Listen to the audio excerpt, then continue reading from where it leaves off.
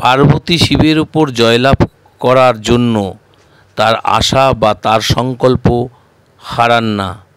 তিনি শিবের মতো পাহাড়ে বাস করতে শুরু করেন এবং তিনি যে কাজগুলো করেন, যেমন তপস্যা, যোগিন এবং তাপসে নিযুক্ত হন। পার্বতীর এই দিকটিকেই দেবী ব্রহ্মচারিণী বলে মনে করা হয়। তার তপস্বী সাধনা শিবের দৃষ্টি আকর্ষণ করে এবং তার আগ্রহ জাগ্রত করে।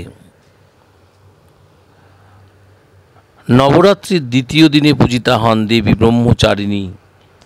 তার আরাধনায় কি পান ভক্তরা। ব্রহ্মচারিণী তিনি দ্বিভুজা কিন্তু ত্রিনয়নী।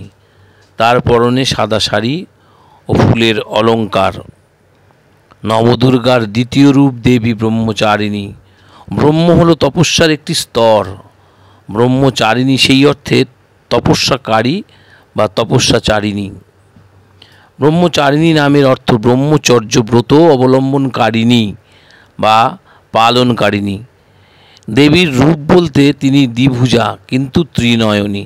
তার পরনে সাদা শাড়ি ও ফুলের অলঙ্কার। এক হাতে কমণ্ডলু, দেবীর অন্য হাতে জপমালা। তন্ত্রমতে দেবী ব্রহ্মচারিণী ব্রহ্মের প্রতিনিধি রূপে দেবতাদের দর্পচূর্ণ করেছিলেন। দেবীর ভৈরবের নাম চন্দ্রমৌলীশ্বর। দেবী পুরাণ অনুযায়ী তিনি সর্ববেদে বিচারণ করেন, আর সেই কারণে দেবী পার্বতীরই অপর নাম ব্রহ্মচারিণী। আশ্বিন এবং চৈত্র নবরাত্রির শুক্লা দ্বিতীয়া তিথিতে দেবী পার্বতীকে ব্রহ্মচারিণী রূপে পূজা করা হয়। দেবী ব্রহ্মচারিণী সাধককে ব্রহ্মজ্ঞান দান করেন। তার পূজা করলে সংযম ও মানসিক শক্তি বৃদ্ধি পায়। পাশাপাশি সাধক অনন্ত পুণ্য ফল লাভ করেন। সাধক সর্বদা সিদ্ধি এবং বিজয় লাভ করে থাকেন দেবী ব্রহ্মচারিণীর আরাধনা করলে। নবরাত্রির দ্বিতীয় দিনে সাধক নিজের মনকে স্বাধিষ্ঠান চক্রে স্থির করে দেবী ব্রহ্মচারিণীর পূজা করেন। দেবীর জ্যোতির্ময়ী রূপের কথা আরাধনার সময় সাধক মনে কল্পনা করে থাকেন। ব্রহ্মচারিণীর কিংবদন্তি। কুমারী পার্বতী শিবকে বিয়ে করার সিদ্ধান্ত নেন।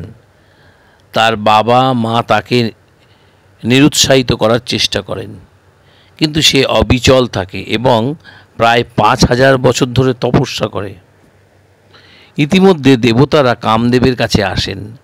প্রেম এবং লালসার হিন্দু দেবতা এবং তাকে পার্বতীর জন্য শিবের মধ্যে আকাঙ্ক্ষা তৈরি করতে বলেন। তারা তর্কসুর নামে এক অসুর দ্বারা চালিত হয়, যাকে কেবল শিবের সন্তানই হত্যা করতে পারে। কামদেব শিবকে কামনার তীর নিক্ষেপ করেন। শিব তার কপালে তার তৃতীয় চোখ খুলে দেন এবং কামকে পুড়িয়ে ছাই করে দেন। পার্বতী শিবের উপর জয়লাভ করার জন্য তার আশা বা তার সংকল্প হারান না। তিনি শিবের মতো পাহাড়ে বাস করতে শুরু করেন এবং তিনি যে কাজগুলো করেন, যেমন তপস্যা, যোগিন এবং তাপসে নিযুক্ত হন। পার্বতীর এই দিকটিকেই দেবী ব্রহ্মচারিণী বলে মনে করা হয়। তার তপস্বী সাধনা শিবের দৃষ্টি আকর্ষণ করে এবং তার আগ্রহ জাগ্রত করে। তিনি ছদ্মবেশে তার সাথে দেখা করেন এবং শিবের দুর্বলতা ও ব্যক্তিত্বের সমস্যাগুলি গণনা করে তাকে নিরুৎসাহিত করার চেষ্টা করেন। পার্বতী শুনতে অস্বীকার করে এবং তার সংকল্পে জোর দেয়। এই সময় প্রকাণ্ডসুর নামক অসুর তার লক্ষাধিক অসুর নিয়ে পার্বতীকে আক্রমণ করে। পার্বতী তার তাপস শেষ করার পর্যায়ে এবং নিজেকে রক্ষা করতে অক্ষম। পার্বতীকে অসহায় দেখে দেবী লক্ষ্মী এবং সরস্বতী হস্তক্ষেপ করেন, কিন্তু রাক্ষসদের দ্বারা সংখ্যায় বেশি। অনেক দিন যুদ্ধের পর পার্বতীর পাশের কমণ্ডলু পড়ে এবং বন্যায় সমস্ত রাক্ষস ভেসে যায়। অবশেষে পার্বতী তার চোখ খুলে দেয়, আগুন নির্গত করে এবং রাক্ষসকে পুড়িয়ে ছাই করে দেয়। শিব ছাড়া দেবী পার্বতীর দ্বারা সম্পাদিত তাপস দ্বারা মহাবিশ্বে সকলেই মুগ্ধ।